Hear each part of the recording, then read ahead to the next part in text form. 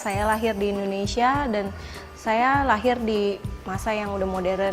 Tradisi-tradisi yang masih aku tahu sih kayak Imlek, kayak sembahyang leluhur, dan juga tuh Hari Bacang.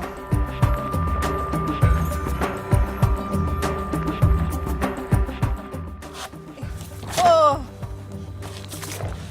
Kong, kenapa harus bakar, Kong? Kenapa nggak dijemur aja? Dijemur kan lama, waktu matahari kalau ada, kalau enggak.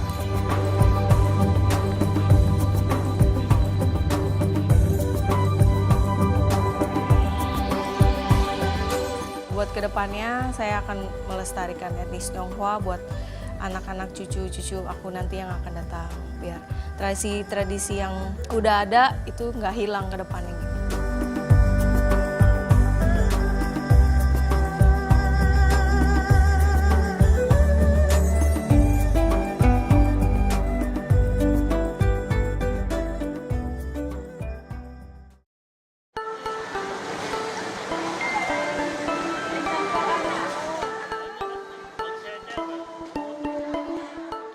Pertama kali etnis Tionghoa itu ada pada masa kerajaan-kerajaan Indonesia buat berdagang di Indonesia.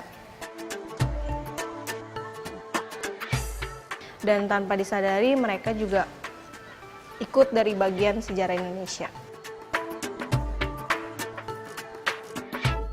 Kalau ngomongin etnis Tionghoa itu nggak ada habisnya ya, karena pada masa Orde Baru kakek buyut kami juga ngalamin ketidakadilan dan bahkan nggak dianggap sama sekali. Pada tahun 1998 juga banyak perubahan sih buat warga Tionghoa di Indonesia. Mereka juga berupaya memasuki bidang-bidang yang selama 30 tahun tuh tertutup bagi mereka.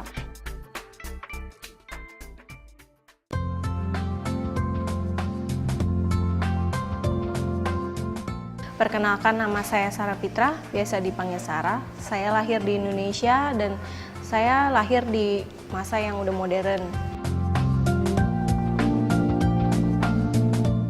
Tradisi-tradisi yang masih aku tahu sih kayak Imlek, kayak sembahyang leluhur, dan juga tuh Hari Bacang. Tapi itu semua juga nggak begitu paham, saya juga nggak begitu paham tentang itu. Karena saya etnis Tionghoa, ya saya ngikutin aja apa tradisi mereka.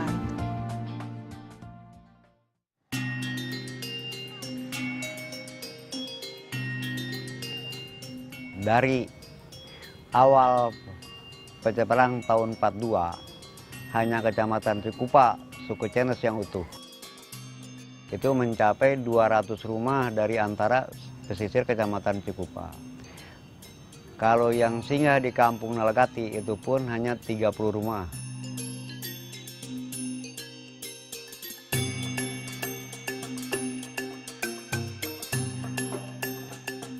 Untuk kebutuhan hidup sehari-hari, seluruhnya adalah petani. Yang terbesar petani di sini itu pun tani kacang cabut. Seluruhnya orang kita tani. Itu kalau usaha dagang nggak ada, hanya tani. Kampung saya Mekar Bakti pada saat ini ya keadaan pembangunan perumahan hanya yang tersisa 3 rumah yang aslinya gitu.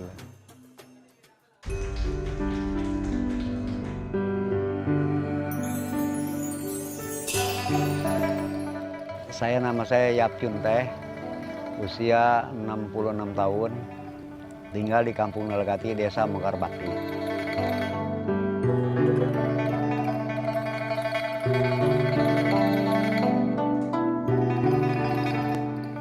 Saya milih tinggal di kampung itu perasaan, ketenangan, ya keadaan masalah untuk kerukunan rumah tangga itu hanyalah di kampung.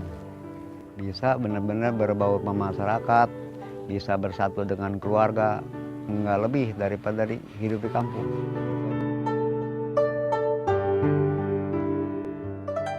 Kita tinggal di kampung itu merasa benar-benar tenangnya.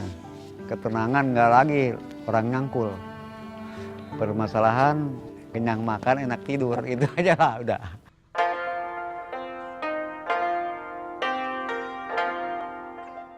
keadaan rumah ini bisa terkena nama rumah kebaya, keutuhan rumah ini walaupun 100 tahun lagi nih, ini masih utuh perkiraan saya.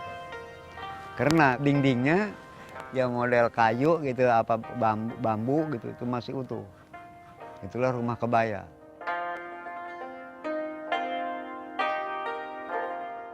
Adapun sejarah rumah kebaya, bisa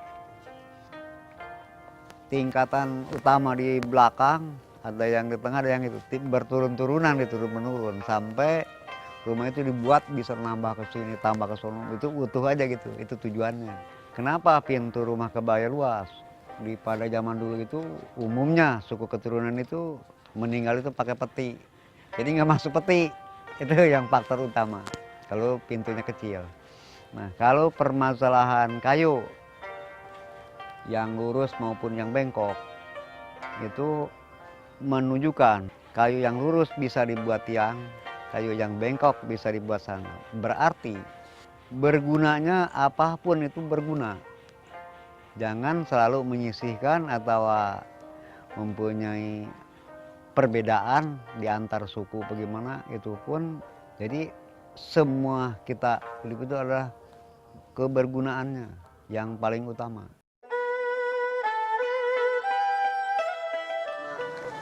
Kehadirat Tuhan Tuhan yang Maha Besar di tempat yang Maha Tinggi.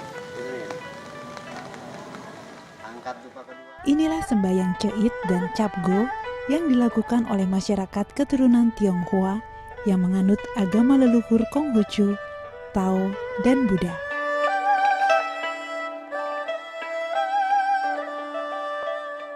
Ceit yang berarti tanggal 1 dalam kalender Imlek berarti bulan baru. Dan Capgo adalah tanggal 15 dalam kalender Imlek yang pasti merupakan bulan purnama.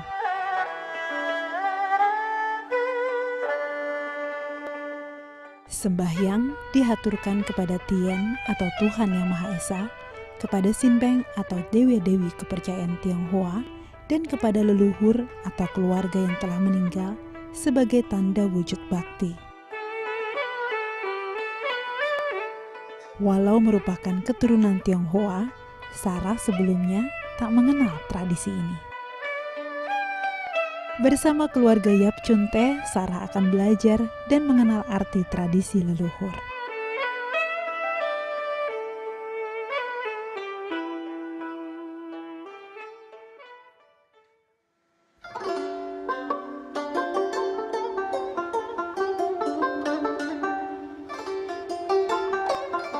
Kue keranjang itu ada pas Imlek ya. Kalau buat inti-intinya atau pembuatannya saya juga kurang tahu. Soalnya setiap ada kue keranjang cuma makan aja. Kue keranjang merupakan kue yang terbuat dari tepung ketan dan gula serta memiliki tekstur yang kenyal dan lengket.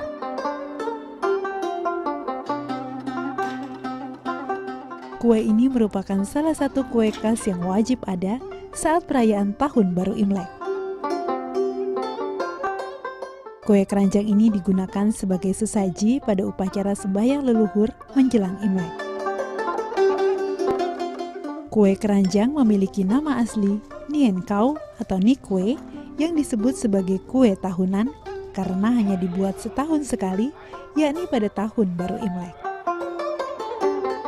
Bentuknya yang bulat bermakna agar keluarga yang merayakan Imlek dapat terus bersatu, rukun, dan bulat tekad dalam menghadapi tahun yang akan datang.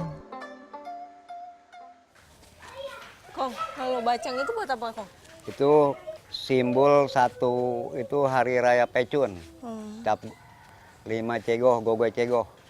Kalau yang hancenya itu, Akong masih bisa baca gak? Nggak bisa. Nggak bisa.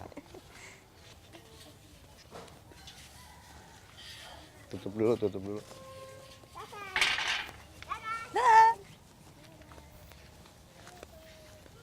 Sini ke pohon pisang.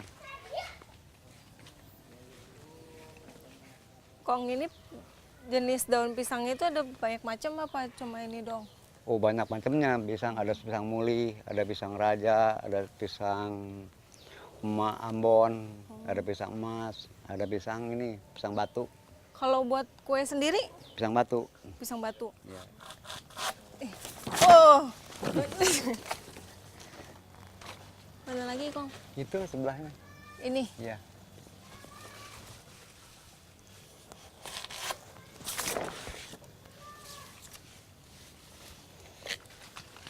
Terus ini mau dibawa kemana, Kong? Ini dibakar. Bakar di mana? Ya dibakar, dipanasin.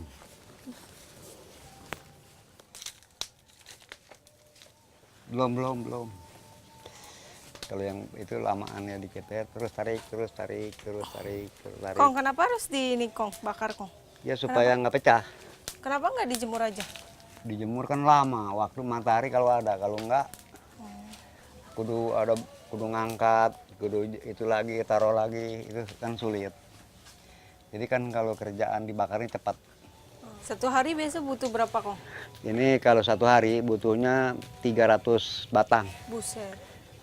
Sampai selesai mencapai 6.000 batang.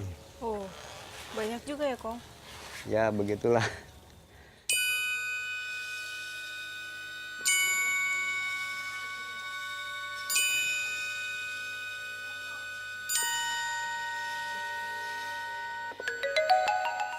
Menggunakan mangkok dari keranjang bambu, daun terbaik yang sudah dibersihkan kemudian dipotong mengelilingi dinding keranjang. Sedangkan untuk bagian alas diberi lembaran daun pisang yang dibentuk bulat.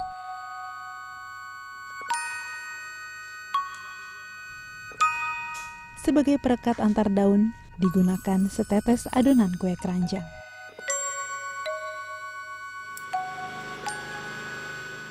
Bahan kue keranjang itu hanya ketan sama gula. Itu nggak ada campuran lain. Pertama beras. Beras itu yang benar-benar murni lah utuh gitu ya. Ketan gitu ya. Pelaksanaannya kita bikin tepung.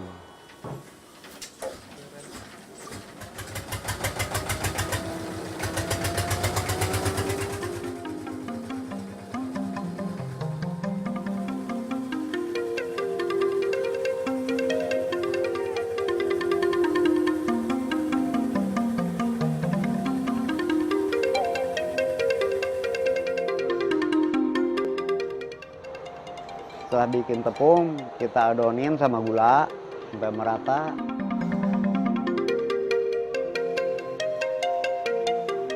Gula dimasak dulu. Nah, setelah dimasak, kita persiapan adonan itu. Kalau 50 kilo beras, kita persiapan gula 50 kilo. Nah, adonan sesampai selembut yang mau kita masak gitulah. Ya, itu pun tanpa ada campuran atau tambah air apa, itu hanya khusus tambah sama gula. Adonan minimal 5 hari kita taruh simpan.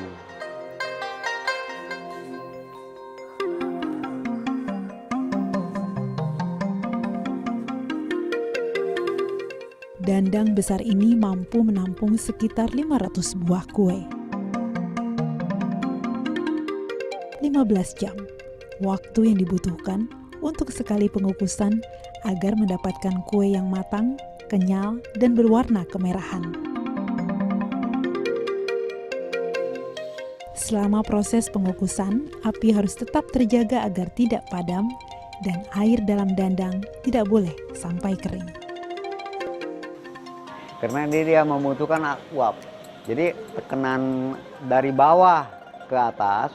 Jadi yang di atas tekan bawah ke bawah. Jadi saya bertahan memakai alat tradisional itu di situ.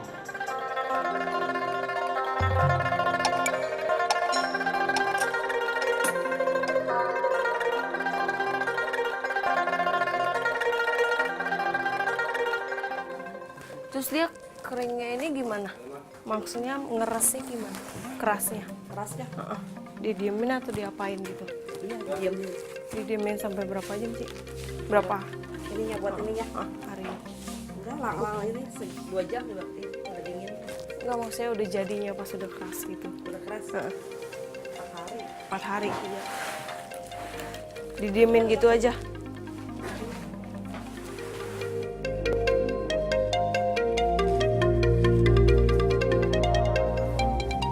Sebelum mengeras, kue keranjang harus segera ditutup dengan kulit daun pisangnya.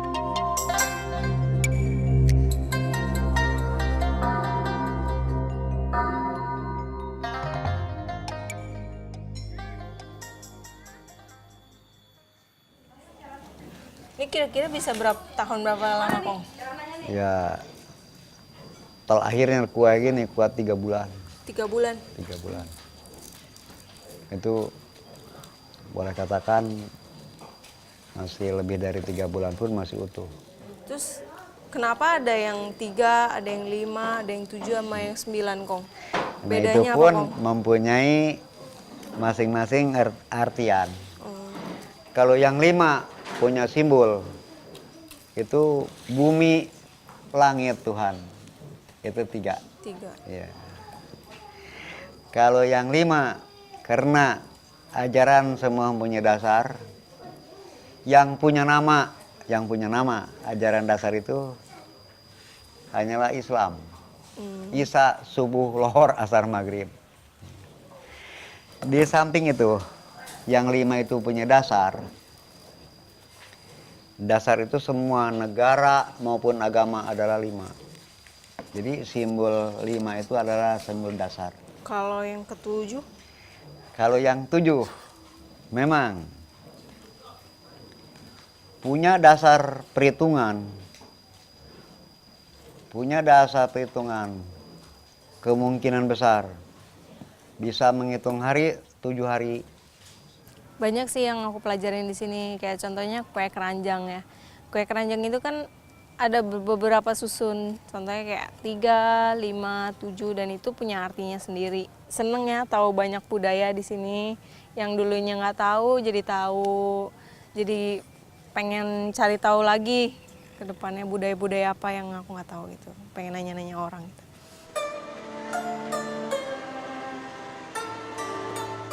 Selain kue keranjang, sejak tahun 1978, keluarga Yap juga memproduksi dodol. Dodol merupakan makanan manis khas Indonesia yang sudah sejak lama dikenal oleh masyarakat. Selain perbedaan komposisi bahan, seperti penggunaan gula merah dan santan pada dodol, cara memasaknya pun berbeda dengan kue keranjang. Menggunakan kuali besar, selama 5-6 jam, adonan dodol diaduk tanpa henti hingga matang.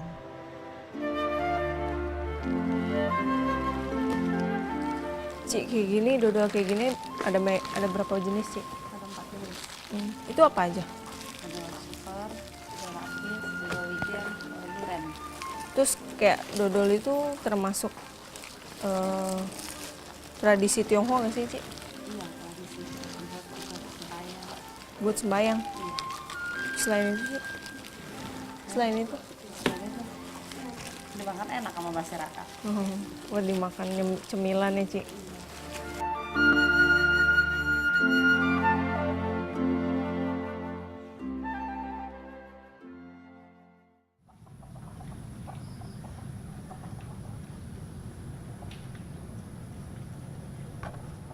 Mak, biasanya masak kenapa pakai itu, Mak? Pakai api. Iya, masih pakai tungku, Mak. Oh. Atau kan tinggalnya di ini, di desa. Kalau di desa mah masaknya pakai ini. Terus kalau beli sayur buat makan, Mak, di mana? Kasar. Di pasar, habis itu masak sendiri. Iya, masak sendiri.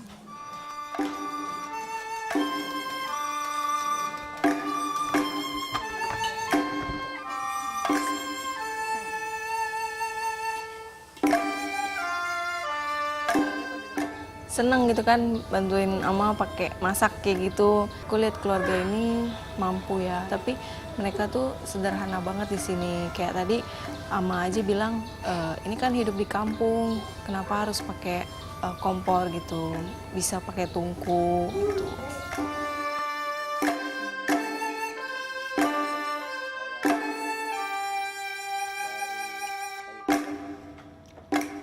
Tadi pas makan sama Akong sama Mama tuh kayaknya seneng banget gitu sama mereka makan bareng.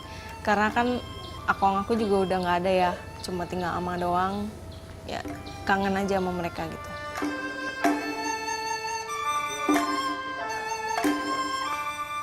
ngeliat mereka kayak gitu kayak senang gitu ngeliat mereka kayak gitu. Kayak romantis, terus makan juga mesti doa. Sebelumnya kan makan juga nggak doa, makan langsung makan. Seneng lihat mereka kayak gitu. Jadi aku juga mesti belajar kayak mereka gitu.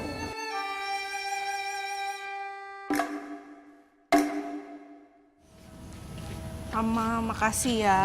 Ya, Udah boleh tinggal di sini, tahu banyak tentang etnis Tionghoa gimana. Jadi Sarah banyak belajar tentang tradisi etnis Tionghoa itu gimana. Terus cara bikin kue keranjang, bikin dodol juga itu kan juga punya makna sejarah sendiri Iya, buat betul. kita. Iya. Harapan saya, semoga apapun yang kamu cita-citakan, apapun yang harus ingin tahu kerjaan kita, semoga dapat berhasil di muka masyarakat umum. Ya, itulah harapan saya. Ya, Ama, Ya. aku pulang dulu, Ama. Makasih banyak. Akong masih banyak ya, Kong. Dah. Ya.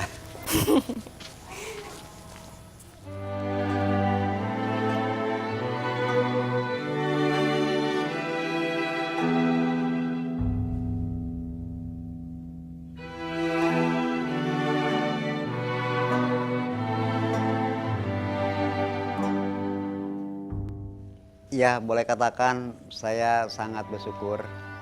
Bersyukur mana kita tiba-tiba yang tanpa kita mengundang atau kita minta tolong bantuan itu kan saya enggak. Itu pun saya sangat bersyukur sama Tuhan Yang Kuasa. Dia ada satu pendidikan, yang kedua pun ya dari cara sopan santun pun ada. Ya dari segala hal dilihat ke masyarakat pun itu ada gitulah. Itu pandangan saya.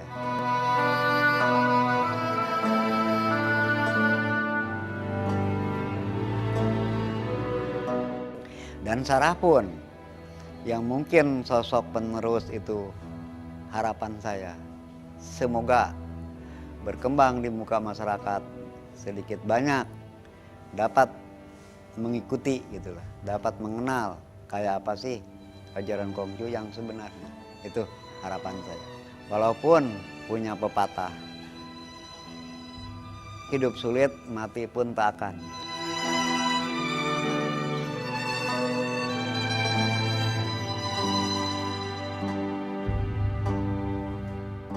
Senang lihat bisa kenal mereka karena mereka tuh orangnya kerja keras banget ya. Akong itu sosok orang yang tegas ya. Dia ngajarin anak-anaknya buat mandiri, biar nggak manja gitu. Terus dia juga ngajarin biar tradisi etnis Tionghoa itu nggak hilang buat kedepannya.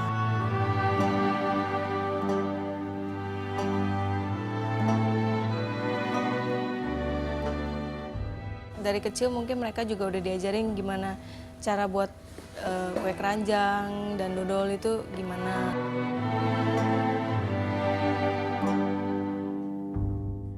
Buat kedepannya saya akan melestarikan etnis Tionghoa buat anak-anak cucu-cucu aku nanti yang akan datang. Biar tradisi-tradisi yang udah ada itu nggak hilang ke depannya.